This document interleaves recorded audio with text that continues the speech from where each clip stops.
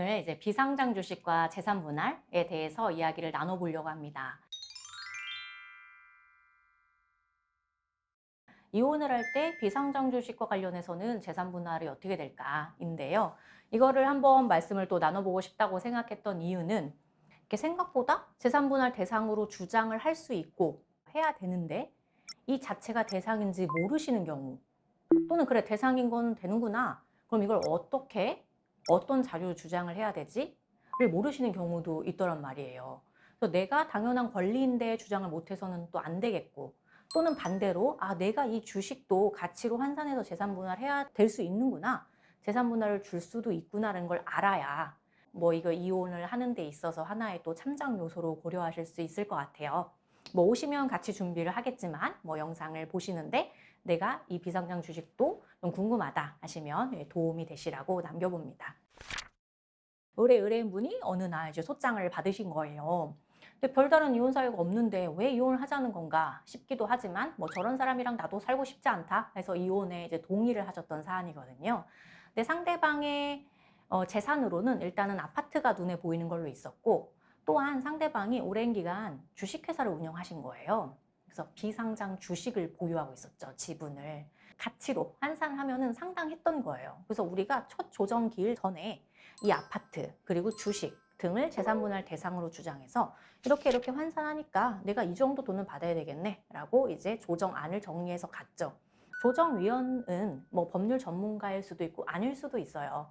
다만 이제 조정을 경험적으로 하다 보니까 사안을 진행을 좀 도와주는 분이라고 할 수 있겠죠. 조정위원님도 우리의 서면을 확인하고 이런 게 판례도 있고 하구나 하면서 상대방에게 주식 상당히 보유하고 있는데 그럼 아파트를 넘기시면 어때요? 이런 식으로 상대방에게 이야기를 했더니 상대방이 좀 당황을 하시더라고요. 주식이 대상이 되는 것부터 시작을 해서. 그래서 이거를 진단을 좀 못 받으셨구나, 이런 생각이 들었죠. 그래서 우리 의뢰인분이 재산분할도 유리하고 양육권도 인되고 있으면 유리하고 그러던 중에 결국엔 상대방이 사실 소송을 취하해서 우리 의뢰인분도 기회를 한번 가져보자 해서 혼인관계가 유지되었던 그런 사안인데요. 그래서 이걸 보면서 이제 상대방은 주식이 재산분할 대상이 되지 못했다는 거, 우리 의뢰인은 아니지만 그러면 이걸 좀 아셔야 될 수도 있을 텐데 이걸 미리 알고 내가 이혼을 할지 말지 하면 어떻게 할지를 또 결정을 하셔야 되니까요. 그런 생각을 했었고요.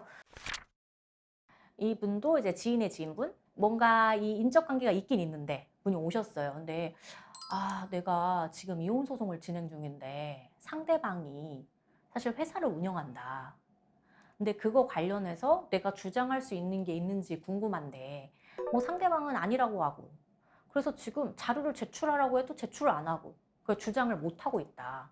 그래서 그거를 이제 좀 다른 분한테 얘기를 했더니 우리 지인 저기 있지 않냐, 유명한 변호사님 있는데 한번 지인 찬스로 연락을 해봐라 라고 해서 연락을 하셨다고 하더라고요.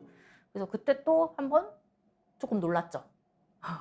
당연히 주장하셔야 되는데, 그러니까 예를 들어 상대방 명의로 아파트도 있고 상가도 있고 있다고 할게요. 근데 그게 물론 특유재산이어서 혼인기간이 짧으면 일부는 대상이 안 되는 경우도 있고 일부는 대상이 되는 경우도 있어요. 근데 어쨌거나 대상이 될 거면 특히나 그걸 대상이라고 주장을 해야 되고, 그게 대상이면 등기, 그 다음에 시세 자료를 제출하고 이런 식으로 뭔가 제출해야 되는 게 있잖아요. 근데 이 주식회사의 경우도 제가 그러면 보고서를 이렇게 검색을 해서 발급을 받아봤어요.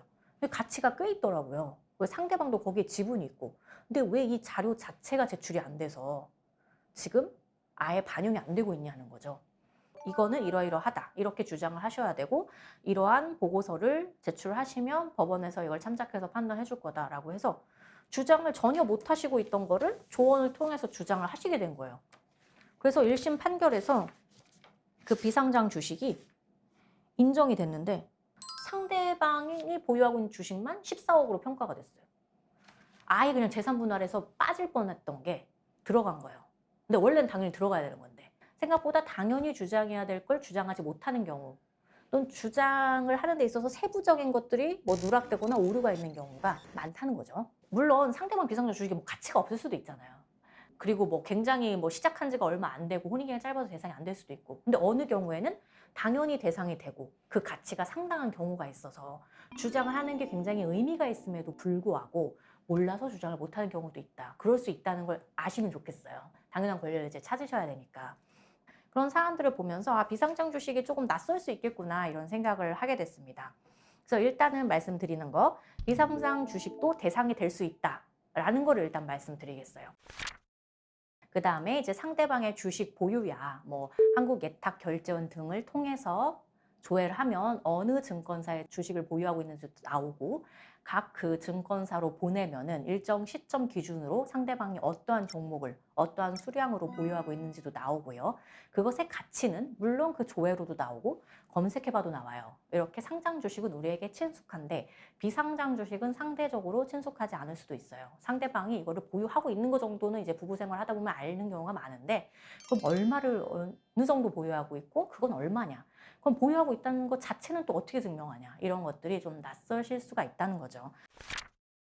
한 번은 이런 경우도 있었어요. 상대방의 그 주식회사 운영하는 거 여러 명이 같이 운영하는데요. 그래서 보고서를 받아봤더니 몇 프로씩 보유하고 있더라고요. 근데 현재 부채가 자산을 초과해요. 마이너스 상태예요. 그러면 이거 가치 평가해봐야 가치 없다고 나오는데 어떡하나. 근데 최근에 기사를 검색해 보니까 굉장히 투자를 많이 받았어요. 그러면 그 향후 발전 가능성이 있다고 보는 건데, 투자 회사도 다 가치 평가를 하면서 들어오는 거니까 또 어떻게 할까? 근데 하나 이점이, 상대방의 소송을 빨리 끝내고 싶어 했어요. 그래서 우리가 이 보고서상 뭐 마이너스라는 건 당연히 제출 안 하고, 이런 투자 뭐 기사 같은 걸 막 제출하면서 이거는 이렇게 투자한 걸 볼 때 이 정도 가치로 굉장히 상당한 가치로 평가가 되는 걸로 보인다. 너도 빨리 끝내고 싶지? 그러면 최소 액면가로 몇 천만 원은 인정하자. 상대방은 뭐 거의 마이너스다 뭐 이러고 있었거든요. 그거 일치윤술이 됐어요. 그래서 그대로 판결에 반영이 됐죠. 이거는 좀 이례적인 승소 사례죠.